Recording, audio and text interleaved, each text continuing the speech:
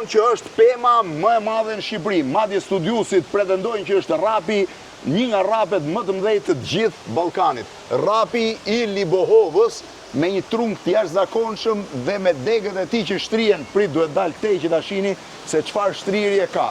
Kjo është një nga degët, pra shiheni se si shkon sipër, ndërkohë që dega e dytë është në këtë drejtim këtej dhe ndahet në me një sër degësh dhe kjo është dega e tretë. Kur je këtu sipër e kupton që bëhet fjalë për një prej pemëve më të rralla të Shqipërisë dhe një prej mrekullive të natyrës, është monument natyror i shekullit të 16.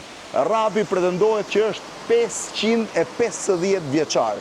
Ndoshta një prej dëshmitarëve më të rrallë të historisë së kësaj zone, thash është e jashtëzakonshme, por historinë do na tregoj djali i cili së bashku me babain e tij kanë kontribuar në këto 30 vite që rapi të ruhet, se ke parasysh ka dhe ai problematikën e vet. Si kalove? Si e?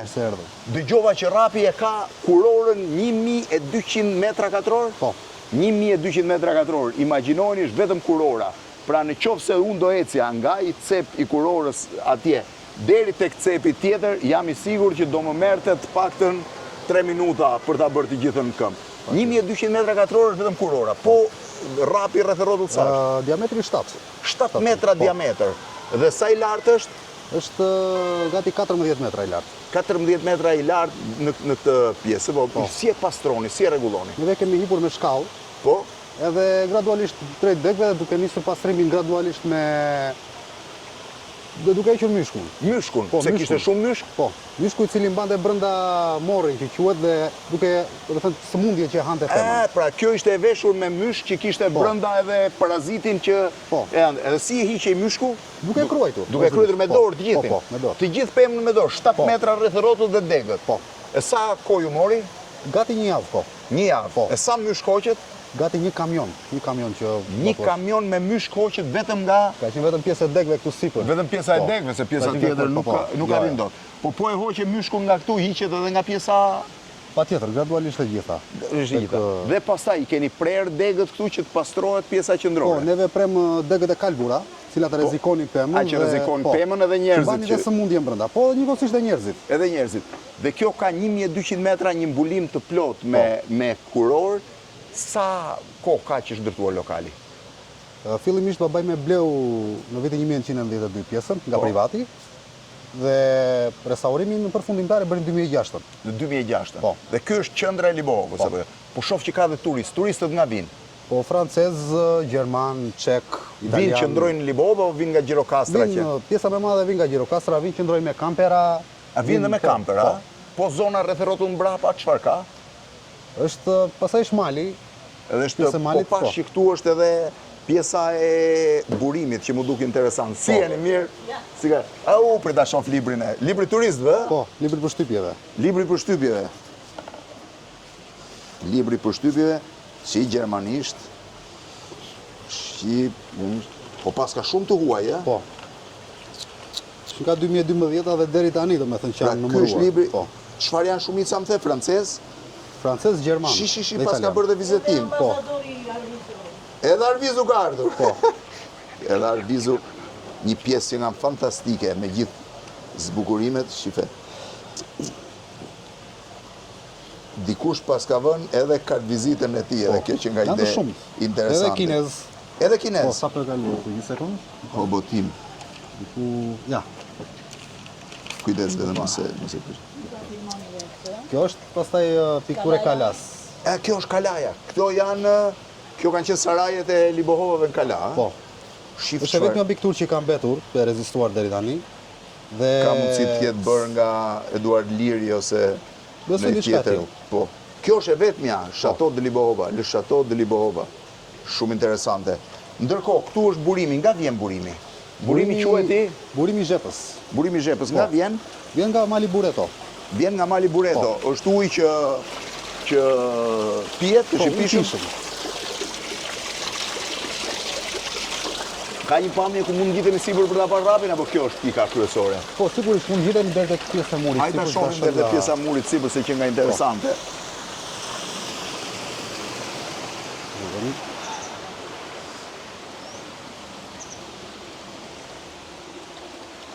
Imagjinoni tani se çfarë madhësie ka. Nga këtu mund dallohet, hipim dot dhe më sipër? Po, pa problem. Një sekund.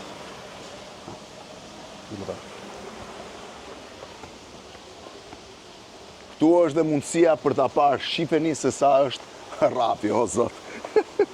Shifeni se çfarë perimetri ka. 1200 metra katror, pemë që mbulon gjithë të sipërfaqe. Keni parasysh, është 31 grad temperatura në qendër të fshatit. Këtu kur vjen sa ndryshon temperatura? Gati 10 grad. 10 grad? 10 grad deri në 15 grad maksimumi. 10 dhe 15 grad?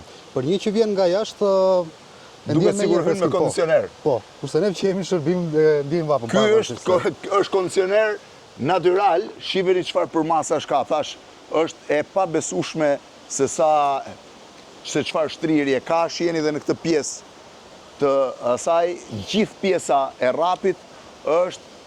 Unë nuk besoj që të ketë në Shqipëri një pemë më të madhe, por nuk po them asnjëherë më e madhja, se gjithmonë do dali dikush do ma çoj nga fshati vet, do thotë rapi ynë. Mendoj që është më e madhja në Shqipëri, a? Patjetër, po. Dhe sipër është kalaja, mund të shihet pjesa e sipërme e kalas, nuk e di, gjitemi dot dhe ne ta shohim rapin për aty? Po, gjitemi pa problem. Ta shohim dhe rapin nga sipër.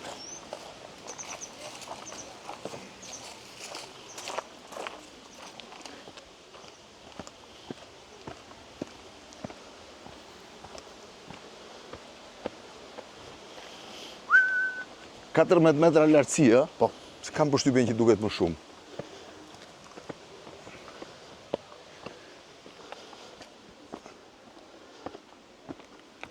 Qendi vetëm me pak kujdes. Po, me shumë kujdes, më s'ki merak, po. Shifeni tani rapin. Shif se çfarë pamje ka, pas kanë qel edhe lulkuqet. Shifeni çfarë rapi. Po ka pasur dhe re për tjerë këtu? Po, ka qenë 7 repe. 7 repe? Po. 2 kanë qenë këtu afër dhe ata u thana mos mirëmbajtja dhe sëmundja. Do me thënë, u thanë repe dhe ishin gati të njëjtës kohë? Po. Po jo kaq të mëdhej? Jo më shektja dhe kjo matësi. Shifeni tani, është rapi i Libohovës. Shumë veda më thonë që është rapi më i madh në Shqipëri.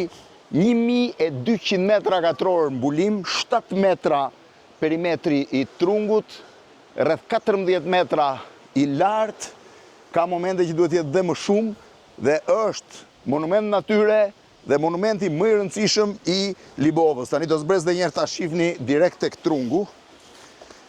Po shqiptar vinë? Po vinë shumë. Vinë shumë, ë? Shqiptarët të huaj. Të huaj më shumë?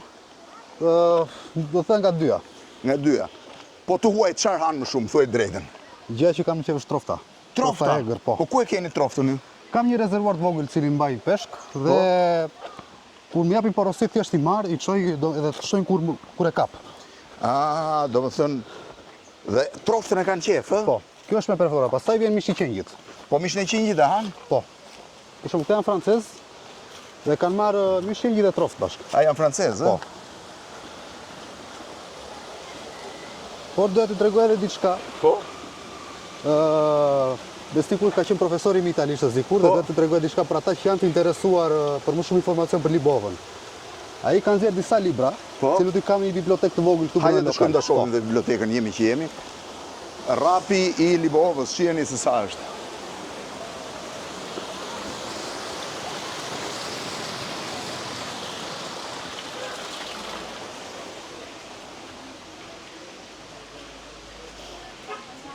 Kjo është historikut.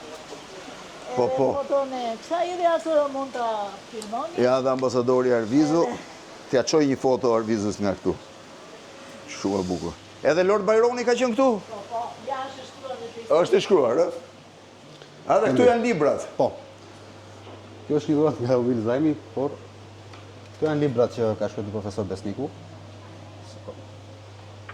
cilët kanë shumë informacion të detajuar mbi qytetin e Libovës. Shumë interesant. Po kjo qa është? Kjo është kamomil. Kamomil freskët. Që mbledh dhe këtu? Po, të freskët. Shiveni tani dhe njerë për ta mbyllur. Unë të falenderoj shumë se të mora koha, shoh që ke dhe turistët.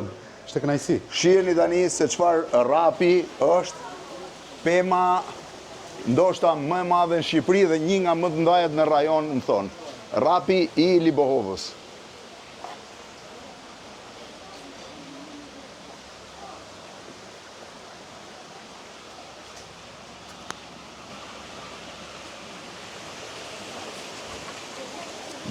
Tash edhe 1 minutë e gjysë.